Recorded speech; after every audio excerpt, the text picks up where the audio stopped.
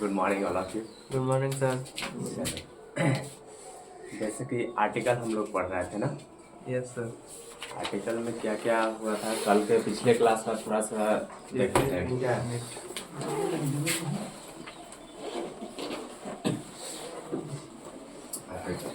अच्छा, आर्टिकल किसको कहते हैं? ए एंड द को आर्टिकल कहते हैं, ए एंड द को आर्टिकल कहते हैं। और आर्टिकल जो है ना, आर्टिकल जो है एक विशेषण है। क्या है? विशेषण है, एडजेक्टिव है। ठीक है। जैसे इसके अंतर्गत क्या क्या पढ़ने के लिए रहता है? ए एंड और द, यही ना पढ़े थे हम लोग। आर्टिकल को 2 टाइप्स में बांट दिए थे। एक था, पहला जो था डेफिनिट, और दूसरा जो था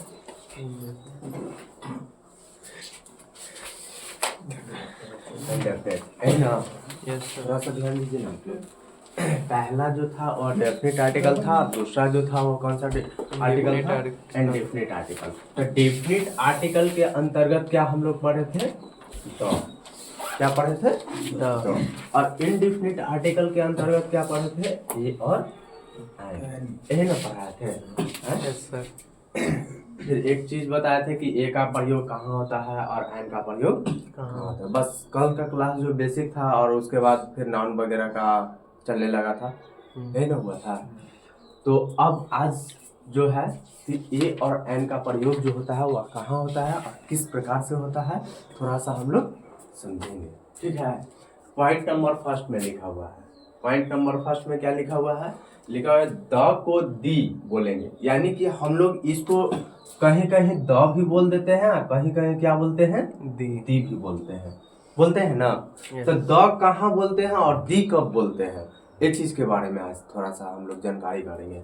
द जो बोलते हैं, कह रहा है the will be pronounced as the, यानी कि द को जब हिंदी उच्चारण करते हैं उसको तो क्या बोलते हैं? कहीं कहीं दी बोलते हैं। तो दी कब बोला जाता है और द कब बोला जाता है? तो देखिए लिखा हुआ कि अगर अगले शब्द की शुरुआत स्वर की ध्वनि से हो, किसकी ध्वनि से हो? स्वर की ध्वनि से। तो स्वर की ध्वनि से कहने का मतलब है ईयर।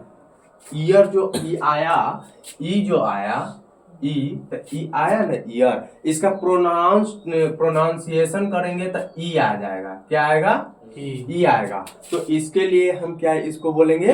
दी ईयर। क्या बोलेंगे? दी ईयर। और इसको क्या? दी अम्ब्रेला। The umbrella. यू जो है यह क्या है आपका? वॉवेल है। अभी हम बोले कि स्वर, यानी कि वॉवेल रहेगा तो दी बोलेंगे।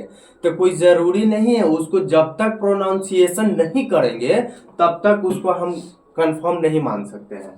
ठीक है। जैसे अगर हम यूनिवर्सिटी लिखते हैं, क्या लिखते हैं? यूनिवर्सिटी। The university. तो इसको द यूनिवर्सिटी बोलते हैं। यू, ये वाला यू आ जाता है इसमें। तो यू जो है वॉवेल है, लेकिन यू का प्रोनाउंसिएशन किए तो क्या वॉवेल लेटर में आया नहीं ना आया। तो नहीं आया तो यू, यानी कल ये भी बताए थे कि क से ज्ञ तक जो लिखा हुआ रहेगा, जिसका प्रोनाउंसिएशन क से ज्ञ तक में आएगा तो उसमें ए का प्रयोग करेंगे, यही ना बोले थे। अ से अह तक में जो आएगा उसमें एन का प्रयोग करेंगे। ठीक है।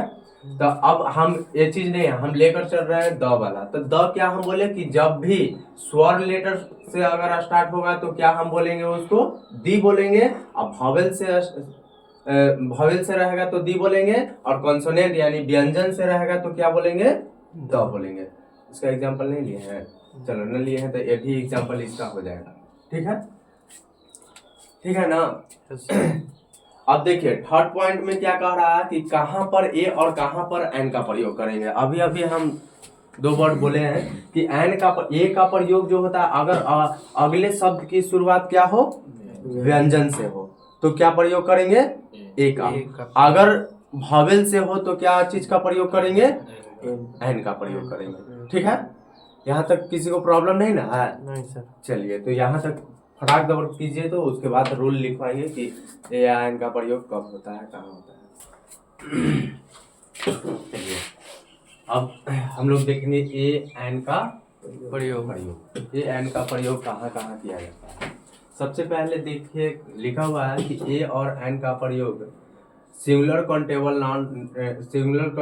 नंबर नाउन के साथ किया जाता है। जैसे सिंगुलर काउंटेबल नंबर नाउन जैसे हो गया चेयर हो गया, तो चेयर के पहले क्या लगेगा ए। बेंच हो गया, बेंच के पहले भी क्या एक जो है यह देखिए ये कौन सा आती है, तो इसको प्रोनाउंसिएशन कीजिएगा तो ई का आएगा ए ये गया तो आई में आ गया, इसलिए यहाँ पे क्या लगा एन एन लगा। लगा।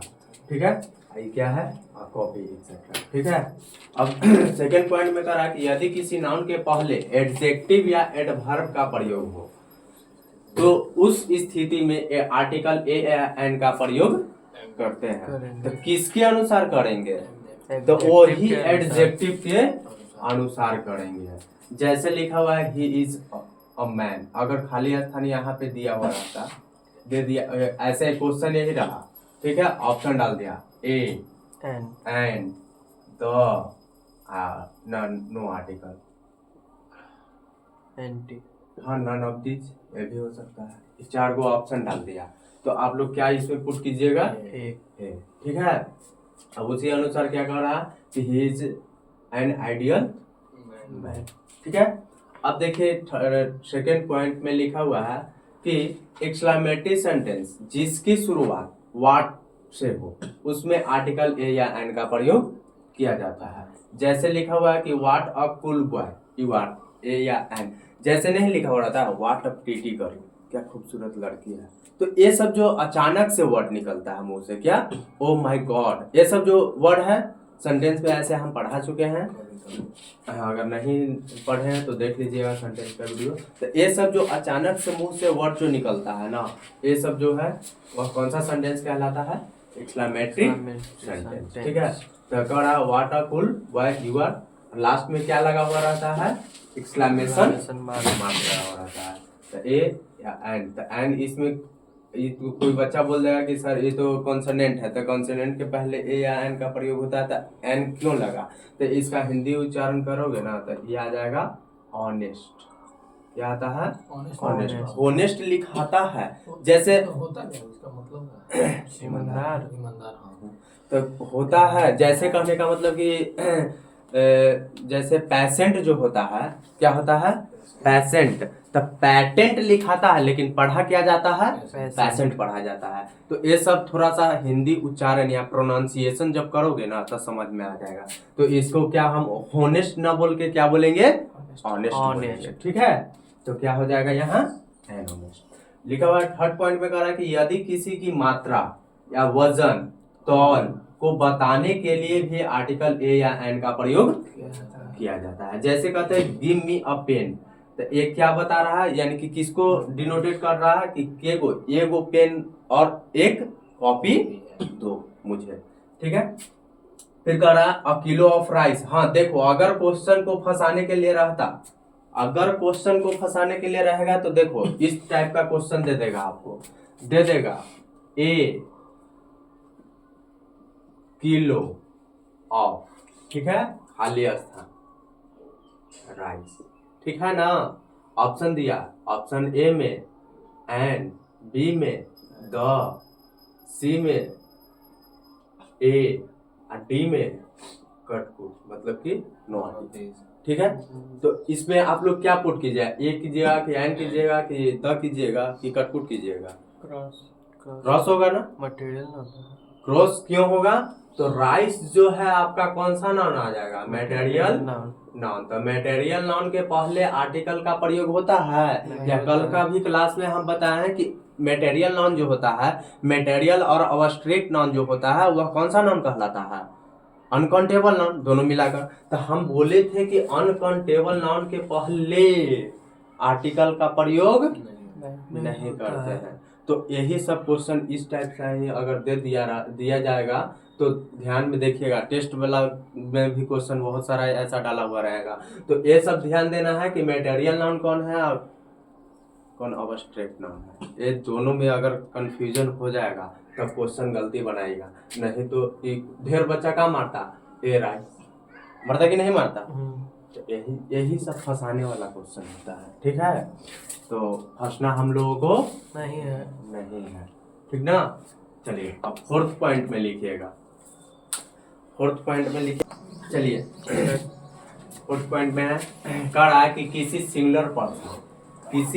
सिंगुलर पर्सन के सर नेम के अलावा कुछ और ना पता चलता है तो उसके लिए भी आर्टिकल ए या एन का प्रयोग करते हैं। जैसे कहने का मतलब कि मिस्टर कपूर, इसके सर नेम के अलावा कुछ और नहीं पता चल रहा है तो उनको क्या लिख देंगे, ए मिस्टर कपूर, ए मिस्टर कुमार, ए मिस्टर खुराना, कुछ भी, ठीक है। अब कह रहा है 5 पॉइंट में कह रहा है कि जब किसी के पेशा, यानी पेशा मतलब इनकम, जब कोई चीज से वो कमा रहा है, जैसे मेरा पैसा क्या है, स्टूडेंट को पढ़ाना, यानी कि शिक्षा देकर पैसा कमाना, तो किसी की पेशा को बताने के लिए भी आर्टिकल ए या एन का प्रयोग करते हैं, ठीक है। जैसे कहने का मतलब है कि ही इज अ डॉक्टर, वह मतलब कि डॉक्टर से पैसा कमाता है। और कह रहा है कि Ram is a postman, Ram क्या है, पोस्टमैन, यानी कि पोस्ट ऑफिस में वर्क करता है, उससे वह क्या करता है, पैसा कमाता है। तो ये सब जो है ना, पोस्टमैन, डॉक्टर और मैकेनिक, ये सब जो है पैसा है, ठीक है, उसी से वह क्या कमाता है, पैसा कमाता है, ठीक है। आज 5 पॉइंट हो गया, आज के लिए यहीं तक, नेक्स्ट कल, ठीक है।